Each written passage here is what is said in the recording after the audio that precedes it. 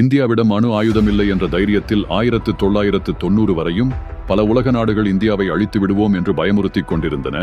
1974ஆம் ஆண்டு அணு ஆயுதம் சோதனை நடந்தது என்று நீங்கள் கூறலாம். இந்திரா காந்தி தலைமையில் நடந்த அந்த அணுகுண்டு சோதனை வெற்றிகரமாக முடிந்தாலும் அது மற்ற நாடுகளுக்கு சென்று தாக்கும் அளவிற்கு வடிவமைக்கப்படவில்லை. இதனால் அணு ஆயுத நாடுகள் பட்டியலிலும் இந்தியா சேர்க்கப்படவில்லை. அப்பொழுது பிரதமராக இருந்த வாஜ்பாய் அப்துல் கலாம் ஐயாவிடம், நம்மை மிரட்டும் நாடுகளுக்கெல்லாம் பதிலடி கொடுத்தே ஆக வேண்டும், இதற்காக ஏதாவது ஒரு அணு ஆயுதத்தை கண்டுபிடித்து கொடுத்து விடுங்கள் கலாம் என்று வாஜ்பாய் கூறுகிறார். அப்துல் கலாம் ஐயாவும் ஒரு சக்தி வாய்ந்த அணு ஆயுதத்தை தயாரிக்கும் முயற்சியில் ஈடுபடுகிறார்.